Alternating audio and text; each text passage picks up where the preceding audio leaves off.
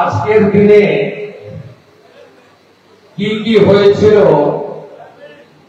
তার দু চারটি কথা আপনাকে কাছে নিবেদন করি। কলকাতায় একজন মুসলিম মেয়র ছিলেন ওসমান খান। তিনি একটি উর্দুতে প্রচারপত্র বিলি করেছিলেন। তাকে বাংলা করলে দাঁড়ায়, আশা ছেড়ো না, তরোয়াল তুলে নাও, ওয়ে কাফের, তোমাদের ধ্বংসের দিন বেশি দূর নয়। 1946-এর 16ই August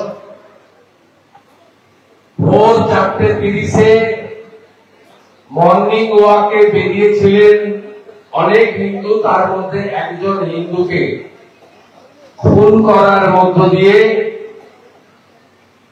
the great Calcutta killing শুরু হয়, যা 2046-এর 18ই আগস্ট দুপুর পর্যন্ত চলে। এবং অল্প কথায় কি কি হয়েছিল দু চারটি কথা আমি কলেজ স্কয়ারেও বলেছি, এখানেও বলছি। কোন হিন্দু বাদ যায়নি। অভিনেতা ছবি বিশ্বাস থেকে গণিতজ্ঞ যাদব চক্রবর্তী, বড়পাড় থানার হিন্দু পুলিশ থেকে রিবন কলেজের হিন্দু ছাত্র, ধর্মতলা রোডের বিখ্যাত কমলালয় স্টোর্স থেকে লোয়ার সার্কুলার রোডে লক্ষ্মীকান্ত দাসের সাইকেলের দোকান, রাজা ধীরেন্দ্র স্ট্রিটের সমস্ত হিন্দু বাড়িতে আগুন লাগিয়ে দেওয়া হয়।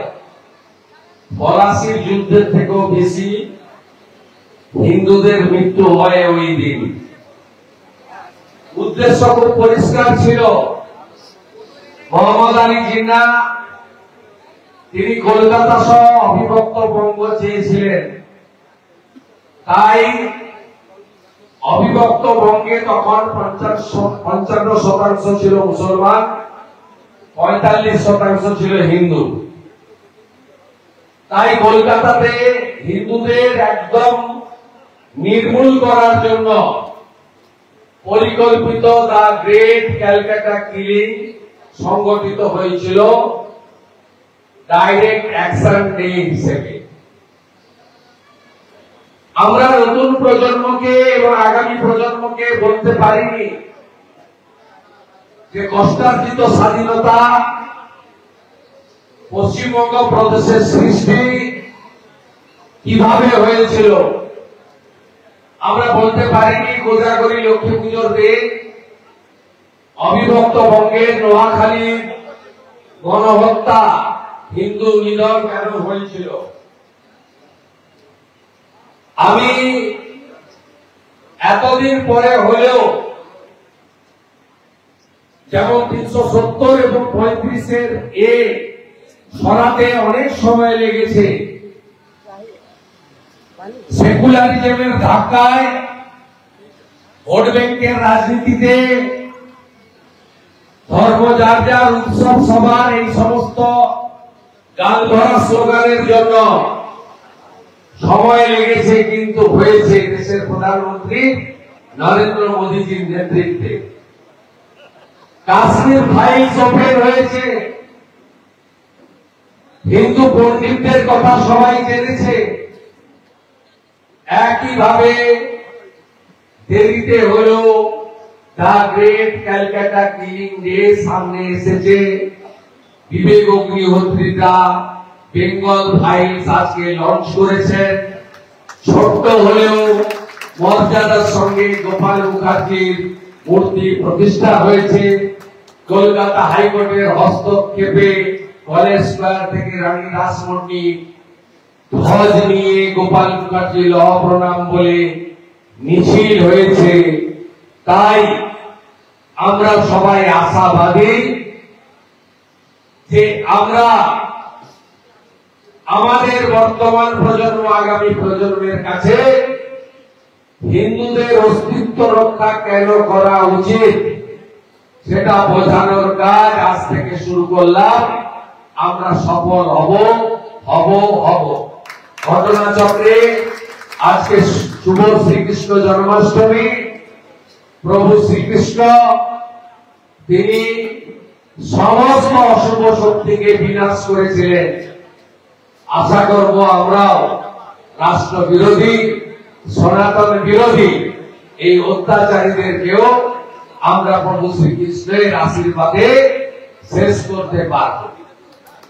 আমি আপনাদের কাছে একটাই বক্তব্য রাখবো, যোগীজির স্লোগান বাটেंगे तो काटेंगे, মোদীজি স্লোগান এক रहेंगे तो सेफ रहेंगे, আমাদের ঐক্যবদ্ধ থাকতেই হবে। গোপাল মুখার্জি সেদিন নেতৃত্ব দিয়েছিলেন ঠিকই, কিন্তু আপামর হিন্দুরা ঐক্যবদ্ধ হয়েছিলেন। তাতে জুট মিলে কাজ করতে আসা, বড় বাজারে মজদুরের কাজ করতে আসা বিহারিরাও ছিল।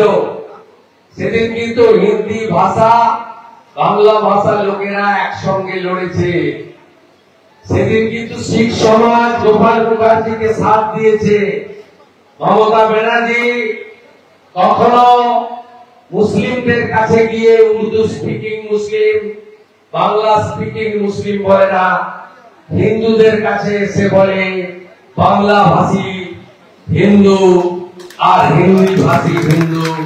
আমরা যদি এই প্রাচীরটা ভেঙে দিতে পারি তাহলে বাটেंगे तो काटेंगे হবে না, তাহলে আমরা ঐক্যবদ্ধ হতে পারবো।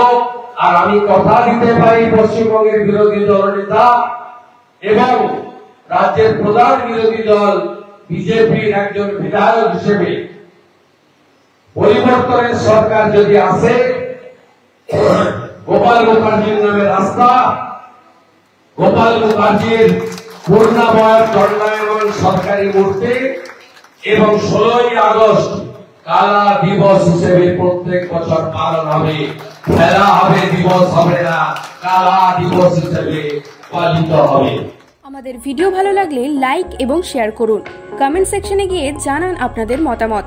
আরও ভিডিও পেতে আমাদের চ্যানেল সাবস্ক্রাইব করুন এবং প্রতি মুহূর্তে খবরের আপডেট পেতে প্রেস করুন বেল আইকন।